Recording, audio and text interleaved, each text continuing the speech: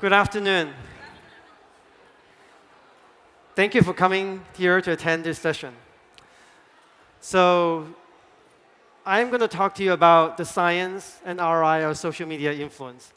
So unlike the other talks in this conference, this talk is going to be focused on the science rather than the medium. So hopefully I can make it interesting. All right, so let me begin.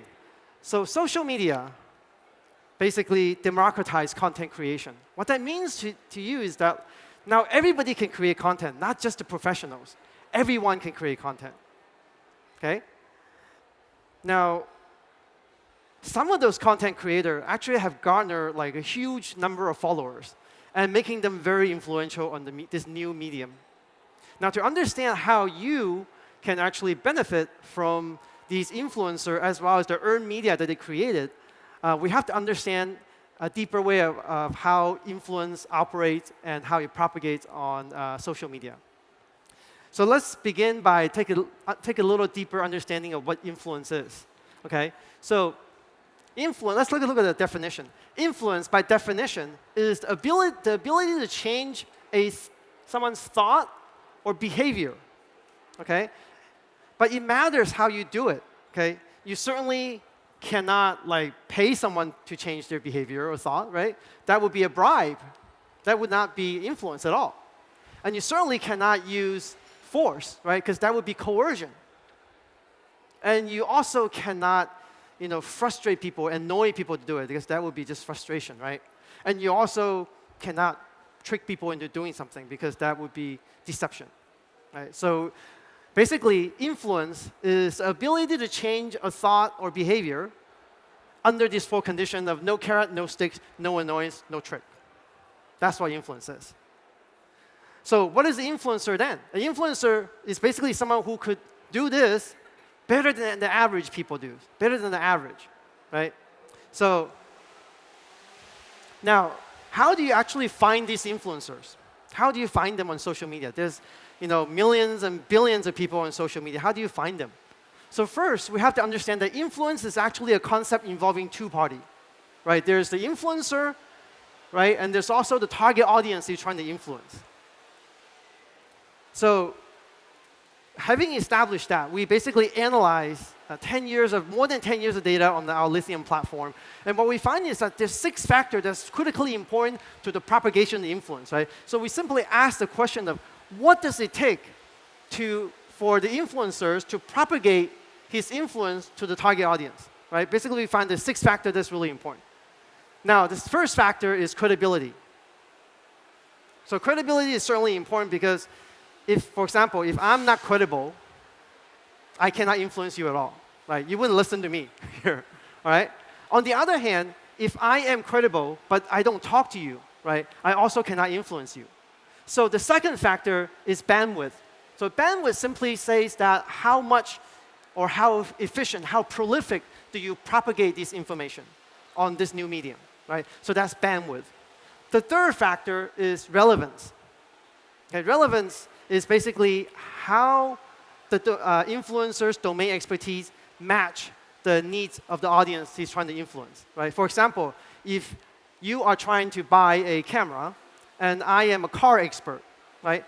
I may tell you a lot about cars, but that's not going to influence your decision on buying a camera or any other political agenda or anything, right? So it has to be relevant. The fourth factor we find is timing. Okay? Timing is critically important because during a consumer's decision journey, there's only a small window that he's actually susceptible to influence, right? Same thing in political campaign as well, right? Because you're deciding who you want to vote for. At the moment that after you vote, it's too late, right? Same thing for when you're deciding to buy something. If I'm trying to buy a new phone, I may do research on it for about a week, right?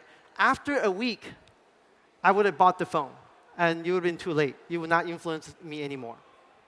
Okay? So the window that I'm susceptible to influence is really just from the time when I want to buy up to the time when I actually make the purchase. That's the only time you have to influence me.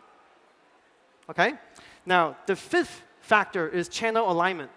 What that means is that the influencers and the target audience have to be in the same place, right? that works in social media as well as in the real world, right? So in the social media, for example, if you're trying to influence people on Facebook, it won't help you if you actually find the influencer on Twitter. Right? Same thing for in the real world as well, right? If you have a marketing campaign here in Dubai, it's not going to help you if you find an influencer all the way across the world in New York. It's not, his influence cannot propagate to the target audience. So the last factor that we find that's critically important is, I call it the target confidence. It's what people call trust. Okay? So regardless of whether I have like credibility, bandwidth, relevance, or the right time, or anything, if you don't trust me, there's no way I could influence you. Right? Okay? So the important thing to recognize in this model is that you actually need all 6 of these factors in order for the influencer's influence to propagate to the audience, to the target audience, right? If you're missing any one, right? For example, if you're missing timing right here, right? What that means is that you break the chain, right? The influencer's influence cannot propagate to the target audience. What that means is that you won't have any influence at all. You just don't, it's not the case that you have less influence when you're missing one factor. You actually have no influence at all when you're missing one factor. All right? Okay. So now, of the 6 factors, the 2 factors that's most confusing to people is relevance and timing. So I'm going to show you some data to illustrate the importance of relevance and timing. So this is actually a real social graph on our platform. So each one of these dots is actually a person. Okay? Each one of these gray lines here, represents a friendship. That means, this person is this person's friend, this person is this person's friend, this person is not this person's friend because they're not connected by a gray line. Okay? So that's how you read the social graph. Now, I also made the size of the dots proportional to the number of friends I have. So bigger dot, this guy here, has lots of friends, right? Obviously, you can see all the friends he has, right? Smaller dot right here, he only have like 1 friend here, okay? All right. Now, let's say you are a brand manager for the Apple iPhone 6, and you're trying to find an influencer for Apple iPhone 6. Who do you think is the influencer here? If you have no other information, you probably think this guy is the influencer, right? You probably say, let's call him Pop Guy, because it's so popular, okay? So you probably think it's Pop Guy. Right? Would anybody agree or disagree? No one disagree. All right. So now, with social media, one of the interesting things is that we can actually track all the conversation that went on. Right? We know exactly what people talk about with their friends if we actually track the data on social media. So what I can do is that I can actually analyze the data and see if they actually talk about Apple iPhone 6 with their friend. And I can color those conversations in red if they do, and I could leave them gray if they don't mention Apple iPhone 6. So if we do this, what happens? Now, do you change your mind? So this guy here, he has a lot of friends, but he actually never talked about Apple iPhone 6 with his friend, right? So he may be actually influential in something else, right? In sailing or, race car or something, right? But not the Apple iPhone 6, right? Who do you think the influencer is, right? Probably fangirl or whiz kid, right? Probably, right? So now, with social media, you also have the timestamp of every conversation that went on. Okay? Now, I can actually color these conversations with a lighter shade of red when they're further back in time. Right? If I do that, this is what you will see. So now, do you change your mind again? Right? So fangirl actually was an influencer, but she was an influencer maybe about 3-6 months ago. So if you look at consumers' kind of window of susceptibility to influence, right? How long does it typically take for a consumer to decide to buy a phone, an iPhone 6? Probably a week or 2 days or 3 days, something like that, right? So what that means is that fangirls' influence is no longer relevant for you, right? Make sense so far? Okay. So the influencer that you want is WizKid, right? In the real social graph, there's actually many, many people like him, right? But this is actually a very small graph, right? In the real social graph, there will be billions of these people, and you probably cannot see this very clearly. All right. So now you have the influencers. What do you do? What do you do? With the 6 factors, you know how to find the influencer. People who have all those 6 factors, they are the influencers, right? Who you do. So what are you going to do with them? What people often don't recognize is that finding the influencer is actually the easy part. It's actually the easy part. You can write an algorithm to analyze social media data to find the influencer for you. What's more challenging is how do you actually work with those influencers? How do you actually work with them in a sustainable way, right? In a scalable way, okay? Sorry? Give them an iPhone gift, right? So let's see if that strategy is sustainable, okay? Let's see that. So what we know is that like you probably should not pay them or blatantly promote them, right? You probably should not give them a lot of, gift. A little bit is okay. But too much, what happens? People will find out. It's not authentic anymore, right? Social media is all about authenticity. If it's not authentic, what happened? The influencer lose credibility, right? When they lose credibility, remember, it takes all 6 factors to have influence, right? If you lose one of them, you have no influence anymore, right? Okay? So it works when you give it like 1 time or twice. It doesn't work for you give them all the time, okay? So now you also probably should not work them like your employees. You probably should, tell them to do things that they don't want to do because they are not your employees, right? If you do that, they will probably turn against you and they probably hate you.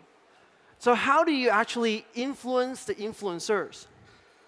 How do you do that? Sorry? Provide them with information. Good. That's a good strategy, okay? But remember, what is influence? True influence means that there's no carrot, no sticks, no annoyance, no trick, right? So you can't use money, you can't force them, you can't annoy them, you can't deceive them, right? So that's actually very limited, right? You basically can't do very much with them. Yeah. Educate them about your brand. Yes. Okay. Yes. Convince them. Good.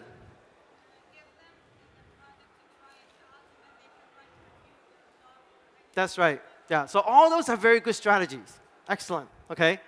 So how do you work with them? So all those are very good, right? But there's one thing that anyone can do is that you could just do nothing, right? You could just let them be, right? Don't do anything, right? Just let the word of mouth take its course.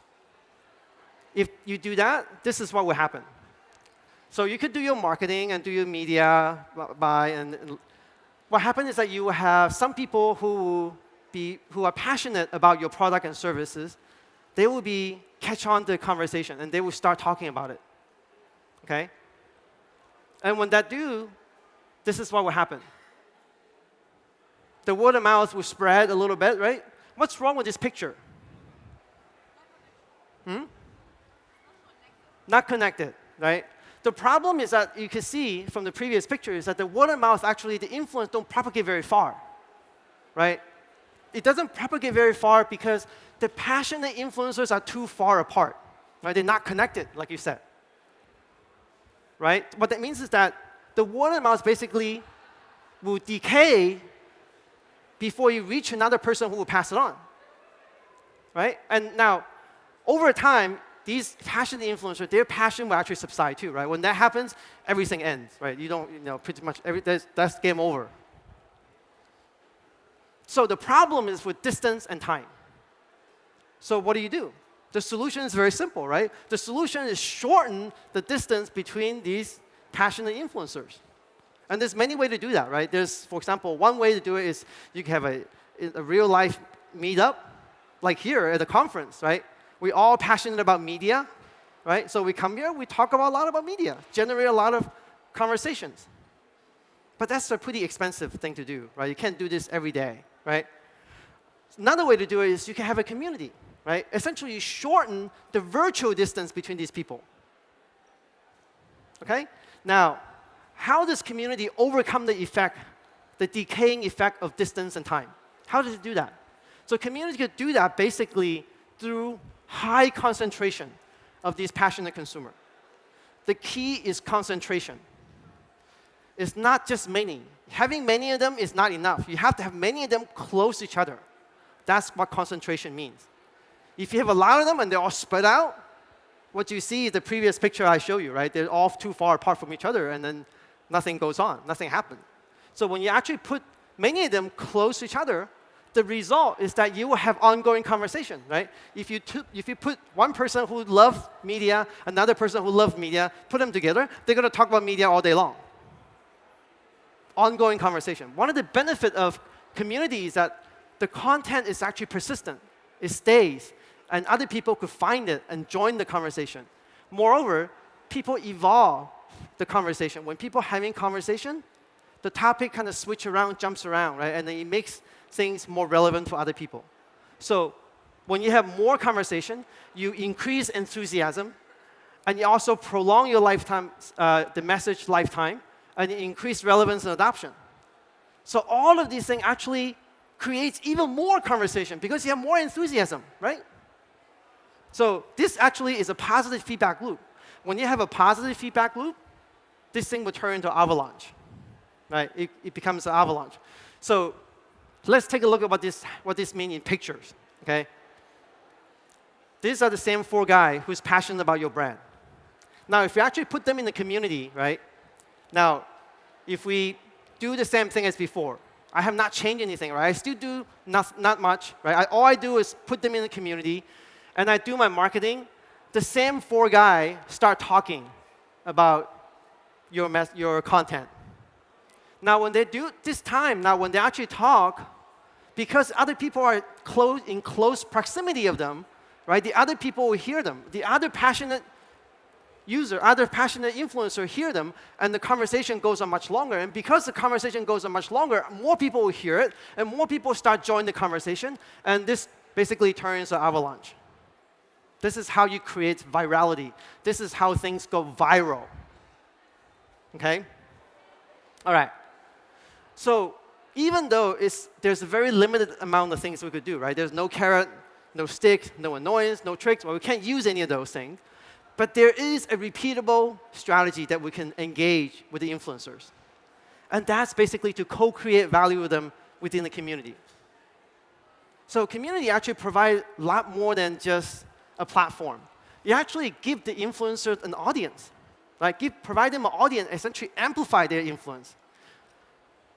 And moreover, you don't have to be an influencer to start with. You could be just an ordinary person, but through your interaction within the community, you can actually gain influence and become more and more influential within the community. So that's actually very good because now the influencer has some benefit, right? Has a benefit. Now, clearly, the community member also benefits too. The community member benefits from the influencer by having their objective domain expertise. And also, so that's a win for the community member as well. And finally, the brand also gets a benefit as well. The brand also gets benefit because now you have effective word-of-mouth influence that essentially shift and sway the behavior of these people. So this is actually what I call a win-win-win strategy, right? When you have something that's win, win, and win, it will sustain. Right? Nobody wants to play a game where one person loses all the time. If one person loses all the time, the loser eventually say, I'm not going to play, right? But if you have a game where everybody wins, then it will become a continuous long-term strategy. Make sense? OK. All right. So remember, I also said that within the community, people can gain influence. Let me show you some data how that works. Okay. So this is actually a real social graph within a community, a client of ours. So again, each one of these dots is a person. And each one of these line represents a conversation. Now, the size of the dot is proportional to the number of people they actually talk to. So this guy talked to a lot of people. These people talk to a few people. Now, that's not the same thing as influence, right? As I said earlier. So the color here represents influence. The more yellow you are, the more influential you are. The more red you are, the less influential you are. So this guy is very influential. This guy is talk to just about the same people as this guy because it's almost the same size as this guy, right? Remember, size represents the number of people you talk to, and the color represents how influential you are, right? So this guy is much more influential. This guy is not. All right? So let's watch this social graph evolve over the next few weeks. See what happens. You can see that more and more people join the community. And some people's influence change, right? Some people's color change. Some people start talking to more people, so the size of the dot become bigger, right? But I want you to pay attention to one person here. This person right here. This person is a small, tiny red dot. You probably cannot even see them so far, right? You could squint your eyes and see if you can see it, right? It's a tiny red dot. So it's small because it talks to very few people. And it's red, that means he's on the scale of influence, he's not very influential yet. Now, watch him over the next few weeks and see what happens. Pay attention to him, okay? That little tiny red dot here, okay? Now, he's certainly gotten bigger and become more and more influential, right? Now he's actually kind of orange. He's actually pretty, in terms of the scale of influence, he's probably right in the middle of the community now. Now, if you watch him over the few more weeks, he's actually become almost the most influential person in the community. So you can see that people can gain influence within the community. All right? And I want to re-emphasize again that influence is not the same thing as number of friends you have. So this guy right here, if you look carefully, this guy is actually a bigger dot than this guy. Right? This guy is bigger dot than this guy. But he's a red dot. So he's a bigger dot because he has more friends. He's connected, he's talking to more people. But he's a red dot, so in terms of influence, he's actually less influential than this yellow person here. All right? Make sense so far? Okay. So, all right. So now we know how influence works within the community. But you may say that, well, the community is a very confined space, right? It's not like social network that spreads over the entire world. That is true, right? So you can have a conversation that goes on in the community, but as you've seen from the previous slide, that more and more people join the community. What does that mean? What that means is that each one of these influencers, they actually have friends, relatives, families in their social network, right? And those people may not even know this community existed. What they can do is that once they actually find some content that's actually interesting, they can actually share it into their social network and bring those people into the conversation.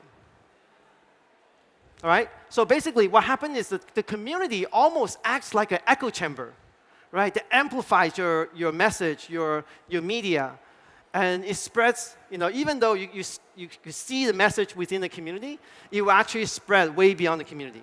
And in some cases, it will even bring some of these people into the community as well. Now, you may ask, what is the business impact of all this? Right? This is great. But what does it do for the business? So basically, we have to understand how does social media influence turn into real monetary value. So I basically created a model, a customer lifetime model based on real social network structures. And 6 of those networks are from Lithium. So these are just some unique properties of our model is that it actually takes into the network referral value. What that means is, so traditionally, customer lifetime value is typically computed by how much a person buys from you, right? So if a person buys more, he is more valuable to the company. But with social media influence, that changes the whole game. Because an influencer may never buy from you, but he may refer 100 or 1,000 or 1,000,000 people who buy from you. And that's extremely valuable to you, too. So what that means, so basically, this is what we call the network referral value, right? It's not the value that he buys, but it's the value that he refers other people to buy. So we also take into account of the money's discount rate. So we all know that money is actually discounted over time. $1 now actually could buy a lot less in the future. right? $1 can buy a lot more in the past. So we take into this into account. So the details of this model is actually been published in the Journal of Marketing Research, which is part of the American Marketing Association, a very reputable journal. So I'm not going to go through the detail of this model with you right here, because it would take too long. But I'm just going to take, kind of emphasize 3 results that we find. The first result that we find is that there's 2 mechanisms combined to create value for word of mouth. And that's basically the acquisition of customer and acceleration of adoption. There's 2 mechanisms at work. The second result is that influence seeding, influencer engagement actually help you increase the gain. How much does it help you increase the gain? Actually, almost 50%. Okay? So it's very valuable and very important for you to engage with the influencers. The result number 3 is actually more interesting. There's actually a huge first mover advantage. Okay? That's basically when you actually try to compare the top part of this graph to the bottom part of this graph. The first mover advantage, it's 7.5 times. 750%. Huge, okay? What that means is that if you're the only brand who engage with your influencer, your gain will be 7.5 times more than the other brands who do not engage with the influencers. Okay? And when you have competing brands who also do the same thing, right? Basically, your gain is much less. Nevertheless, it does have value, right? You still gain about 50% more. So it's very important for you to engage with influencers. So this is all I have time to go through. So if you want to read more about it, I've written 2 books about it. This is the Science of Social 1 and 2. So I'm going to open up to questions now. Any questions? Yes? Is there a mic? Yeah. We can measure how many followers do you have, yeah? We can measure how many followers a person have. How many? Followers. Followers. You know, people who follow him, yeah? Like follower, yes. Yeah, okay. But how can we measure how influence he is? Because you said there is a difference. Yes. Through the 6 factor, right? The 6 factor will tell you how to measure influence, right? So if you have a lot of followers, that means you have bandwidth. That's one of the factors, right? We also need to measure credibility. Do people say that you're credible? Right? And is your content relevant? Is it timely? Are you on the right channel? Do people trust you? Right? So once you're able to measure all those 6 factors, then you can measure influence. Right? So follower is easy because the platform actually give you the number of followers, right? You don't have to do anything. You can just ask for Twitter to give you the follower. But the other factors, you have to do more analysis to compute it. But it's doable. Okay, quick question? Any other questions? Yeah.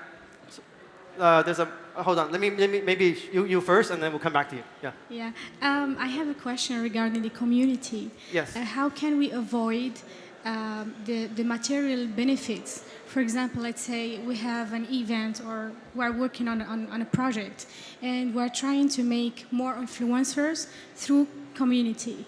For the community, normally, we're giving them some advantages, but in real life, the material benefits are always, they ask for that. So yes. How can we avoid the material benefits and gain these influencers through community? So, like I said, you can give them a little bit of perk once or twice to start with. But you have to switch that into a intrinsic motivation, right? So you can actually give them some material kind of benefit, such as a hat or a T-shirt or maybe some product for them to try, right? Some little thing for the beginning, that's fine, right? But slowly, you want to move them to realization of the value that they create for you, right? Once they understand the value that they create for you, then they don't actually care about those material benefit anymore. So in our communities, we actually interview some of our influencers, super users in our community, we actually ask them, do you care to be on the top of the leaderboard? They actually say they don't care. Because by the time they get up to the top, they understand the value that they create. They understand. They actually feel proud. People recognize them. Yeah. Yeah, but sometimes the influencer can be a normal person, like, normal person. But sometimes if we're looking for a professional influencer, a professional in our domain, and we want to bring all the professionals together, I think it's not a small things that influence them. Can you just advise me what can be more influencing for him, something more influencing for him to be part of our community more than beneficial for professional influencers? Okay. So let me, do you understand my question? let me try to see if I understand the question. So you're saying that there's professional influencers out there, and you try to engage them so they will gain the influence? Yeah, because for us, for example, these guys are they're professionals in this domain, let's say X domain. And if we get these people and bring them together, as you mentioned in your presentation, as a community, we will have more influence in this domain, particular domain. That's right. But how can we avoid that this person who is professional really to keep an eye, like keep an eye closed? For beneficial, like real beneficial. I don't think you need to be. I think first of all, on social media, you need to be transparent, right? You do need to let them know that we are inviting you here to join the community, and the goal is to benefit everybody else, right?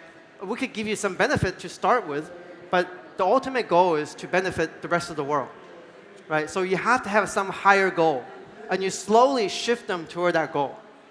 Right? You can't do it like overnight, right? Because if you only give them for example, a perk or a reward, right? That will get them to come, but people usually won't stay.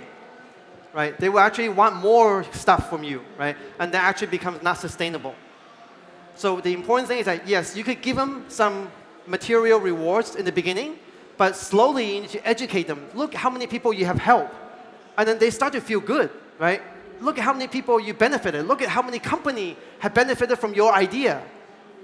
Then they start to feel an intrinsic motivation. They want to actually come now, even if you don't give them anything, because they gain something from intrinsically. They actually feel good doing it, from being here.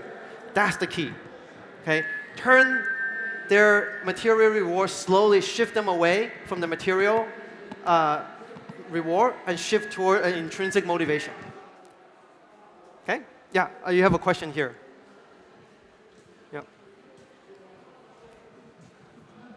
Hi, thank you very much for this information.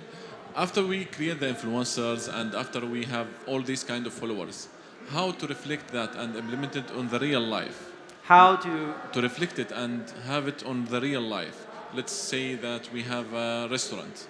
And we have a lot of influencers, a lot of engagements, a lot of shares all over the social media platforms. Let's say it is online community. And we created the community all across all the platforms in terms of Facebook, Twitter, Instagram, Google, everywhere. So they have their own community, they have their own reputation. And how to transfer that into real life? How to transfer it into the real life? Let's say that I have 1,000 visitors a month, and the average ticket price is 100 dirhams. Yeah. I want to increase that in real life. Yeah. How to reflect it? Yeah. So that's basically the result that I show you at the end, right? If you actually engage with the influencers, so they actually talk about it, your gain is about 50% more. Right? That's the average gain over. So what that means is that if you have some people coming to your restaurants, more people will come because people talk about it on social media. Right? People, right now, ask yourself if you go to a country that you've never been to before, if you want to find a restaurant, what would you do? You probably Google for it or Yelp or something, or maybe you ask your friend, right? So those are the things that you would do. And when you do that, very often you will find stuff that's created by these influencers. These influencers say, oh, this is the best restaurant I went to. These are the, all the food, the dishes that you should try, right? So you say, oh, maybe I should try that, right? So it actually will help. And how much gain you could get from those help is about 50% more, right? On average, this is what we find. Yeah, about. This is the average. Yeah, that's the average. Sometimes it's a little more, sometimes it's a little less. Yeah. So transferring social media influence into real monetary value in the real world. So that's a study. If you're interested, I could give you the paper. It's published, like I said, in Journal of Marketing Research. Yeah. Any other questions? There's a question there. Yeah. Hi, two actually questions. Okay. One is, how do you actually measure the intangible into tangible translation of this 50%? How do you achieve that number? What are the measurables that you use? One. Second, you said bringing influences together to create a community. What is that actual process, if you can tell us? Yeah. Thank you. So let me answer the first question first. So so influence is definitely measurable. We can actually write an algorithm to do that. The intangible thing is, how do you transfer the influence online into the real world, right? So that's actually, we do what we call a correlation analysis.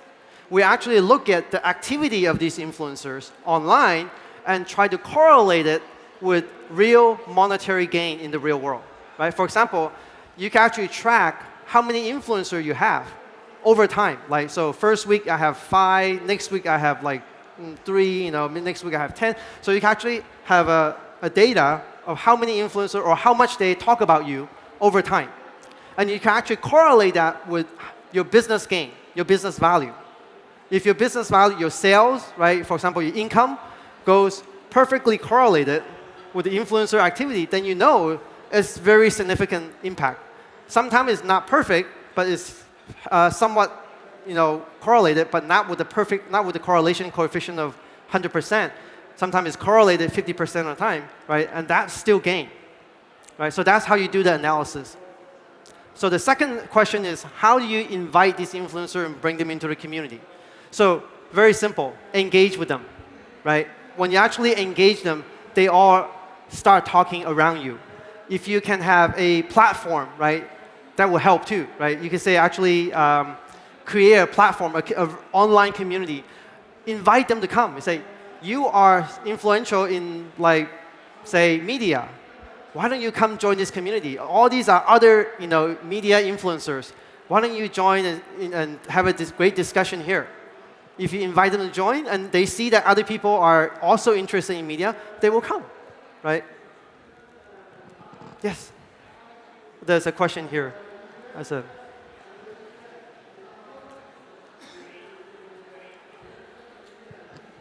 Okay, when someone has a very high influence, and then some of those businesses started to use this person to make advertisement, so he can increase the influence about such a business. But then the people will see this person as an advertiser. Yes. So with this change, his credibility and his power of influence? Yes, it will. So that's why when I say it's so much more difficult to work with these influencers, because you can't pay them, right? You cannot actually force them to do anything. You cannot. There's no carrot, no stick, no annoyance, no trick, right? If you actually give them something and actually ask them to film a video for you, right? You're paying them. They know that you get paid for it. Other people will discount it a little bit. They won't trust them as much. So the influence is not as great. So like I said, you could do that, but it wouldn't work very long. Because the influencers, they will lose credibility. When they lose credibility, nobody trusts them anymore. So you'll work for a while, and then after a while, you won't work anymore. So a sustainable way to engage them over a long term is the community method that I talk about, right? Co-create value with them in the community. Once they understand the value that they bring, they will want to participate in the community and contribute more. They will want to talk good things about you, right? Make sense? Hi. One question here. The mic with me. Okay, sorry. I have a question. Yes, yeah. My question is to gain more followers and to improve your credibility. Shall you be an icon for only one thing, or you can go for more than one thing? For example, I'm a media person, like I'm presenter. So sometimes I'm posting on my social media things about media and what's going on in media. And sometimes I'm posting some stuff about fashion and modeling. And other times I'm posting like about jokes. Is that makes the followers less because people who's following you for media, they don't really care about the other stuff you are posting, so they will start unfollowing you. So my question is that helps to increase the followers or like just to lose them? So remember, influence is not just the number of followers. Right? Follower is just one of the components. It's only the bandwidth. So it's important to increase follower, but it's also important to be relevant, to be timely, to be trustworthy, right? And be credible, right? So follower is just the bandwidth measure, only measure the bandwidth. So you can be very relevant and have several different accounts. Maybe, for example, you may be on Facebook, and for example, on Facebook, you share about your fashion, your interests, on LinkedIn, you may post more about jobs, okay? And on Twitter, you may post about your media-related interests. So you may separate these audience in different platforms, right? That's one strategy to do it, right? But there's actually many ways to kind of still maintain the relevance. Remember, relevance is actually very important, as you've seen, right? So if you actually try to put too many different interests, right, then they will say, okay, this is not relevant to me anymore, right? Then you lose influence for that subpopulation. So, yes, actually there was a question over there first. So let me answer that and I'll come back to you. Yeah.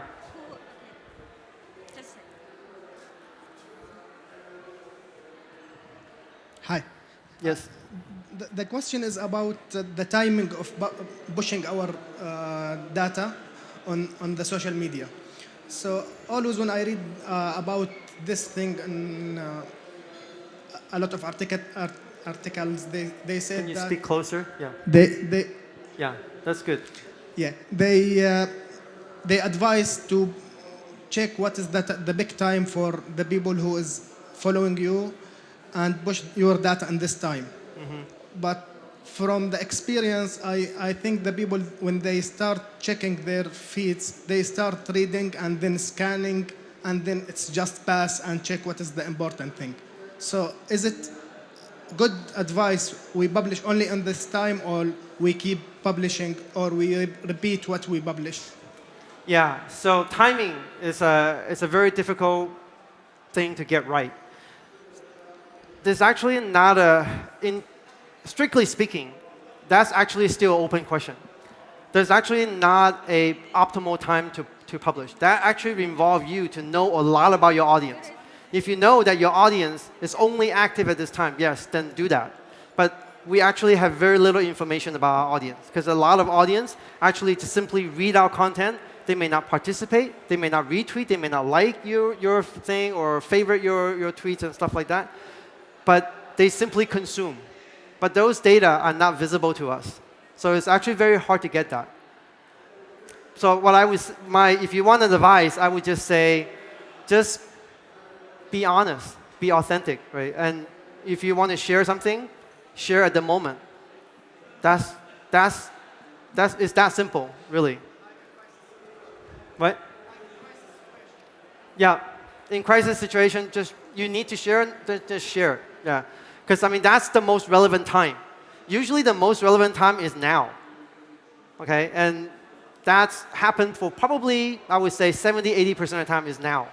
So, for example, if you want to tweet about this conference, you have to tweet it now. If you go a day, 2 days later, this conference is over. It's not relevant anymore. Right? So that's like I said, most of the time, if you just tweet it at the moment, you will get it right 70–80% of the time. back here, this question. Yes. First of all, thank you so much for your informative talk. And Okay. I just want to ask, has there been any instances where an influencer backfired on a business? Like, for example, maybe some business hired an influencer or they paid them, as you said, like with gifts or stuff. Yes. But as they posted on their accounts, like people might have saw that, oh, they're being paid to do this. And has it backfired on the business by doing so?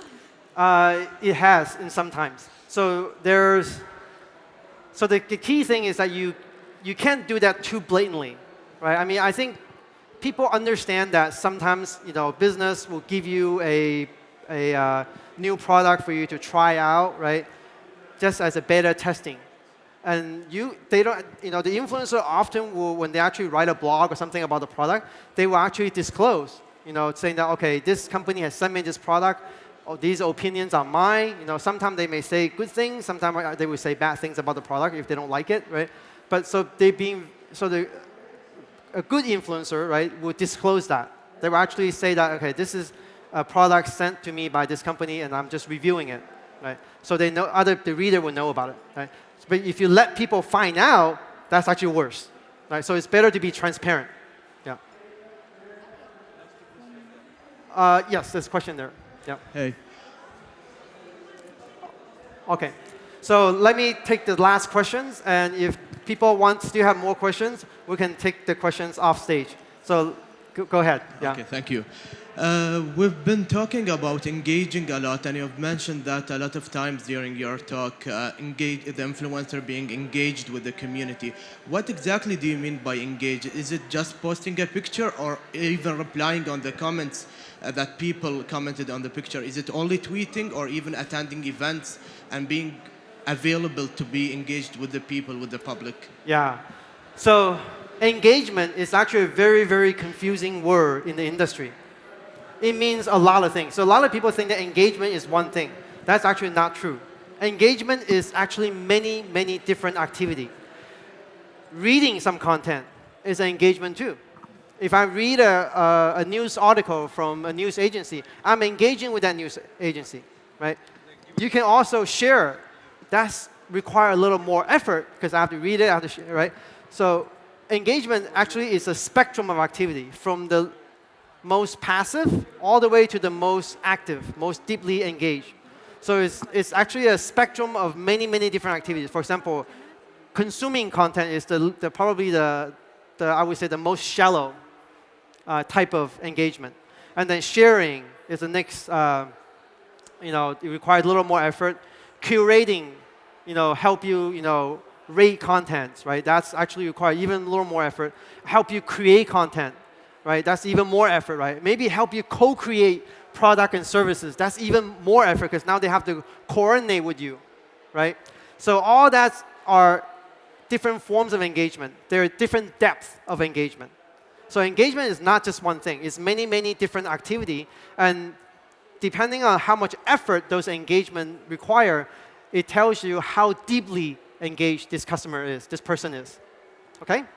All right, for the rest of the people who have questions, let me take them off the stage. Thank you very much for your time. Yeah.